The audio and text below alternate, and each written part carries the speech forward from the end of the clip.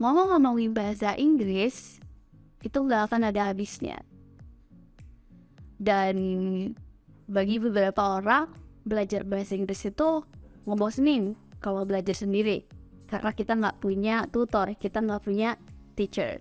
Nah, aku punya tips gimana belajar di rumah, belajar bahasa Inggris di rumah akan menjadi semakin menyenangkan.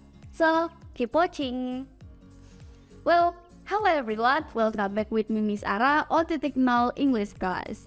Jadi, pada video kali ini aku akan ngasih tips nih buat kalian semua gimana caranya kita bisa jago bahasa Inggris, khususnya speaking, dengan otodidak atau belajar di rumah.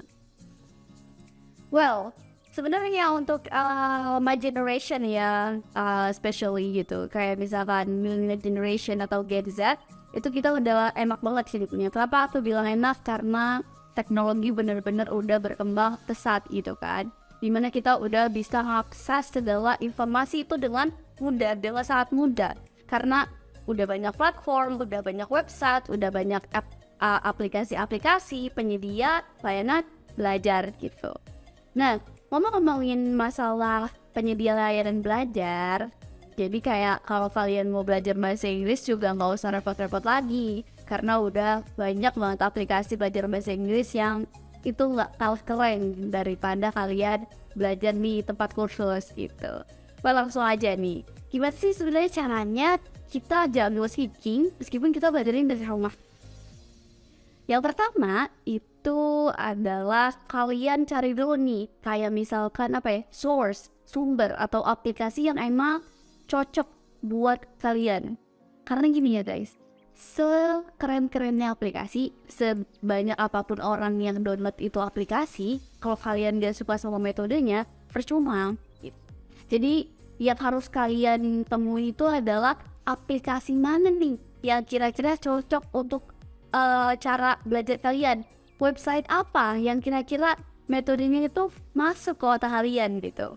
Contohnya kayak misalkan, aduh aku nggak perlu pakai aplikasi deh, kayaknya aku pakai YouTube aja udah cocok.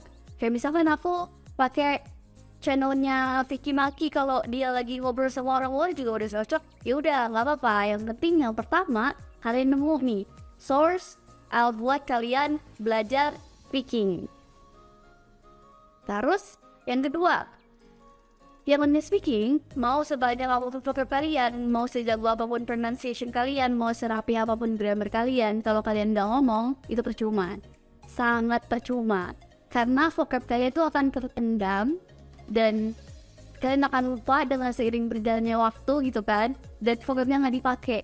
Jadi, yaudah lah, come on guys, kayak misalkan ngomong lah dalam bahasa Inggris, kayak at least ngobrol sama temen, ngebalas chat, jangan takut lah dibilang bahasa Inggris, kayak who cares gitu. As long as itu bisa improve diri kita, why not gitu.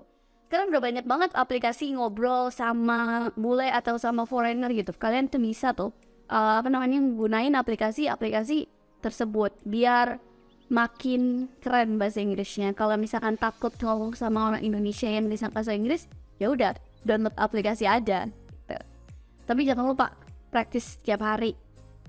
Terus yang ketiga, nah selain kita nge-improve speaking kita, jangan lupa juga kita harus ngelatih kemampuan listening sama baca. Kenapa aku bilang mereka saling berkaitan? Karena kita bisa belajar pronunciation dari listening, kita bisa nambah vocab dari reading. Jadi jangan fokus di speakingnya doang, tapi kayak ya udah sambil speaking sambil nambah vocab dari reading, sambil speaking sambil belajar pronunciation dari listening, kayak gitu. Terus yang terakhir itu jangan lupa tetap konsisten sama komitmen gitu. Ya resikonya belajar otodidak sebenarnya satu, kita nggak ada yang ngingetin selain diri sendiri gitu. Kita nggak akan ada yang nyuruh-nyuruh, kita nggak punya tugas, ya cuman diri sendiri aja yang bisa jadi penyemangat gitu kan. Jadi pokoknya tetap konsisten sama komitmen, dan ini biasanya yang paling susah, sesusah itu. Karena ya udah nggak ada yang peduli selain diri kalian gitu, nggak akan ada orang yang benar-benar ngingetin setiap hari itu buat kalian improve bahasa Inggris gitu. Jadi benar-benar harus punya komitmen sama konsisten di dalam dirinya masing-masing. Nah, itu aja sih tips dari aku. Sebenarnya sedikit, tapi kalau dijalanin ini akan terasa berat kalau kalian udah sungguh-sungguh. But it doesn't mean kalian nggak bisa lakuin itu. Well, so tetap semangat. Thank you for watching our video. Don't forget to like, comment, and subscribe. And then see you. Titik now, everyone. It is time from zero.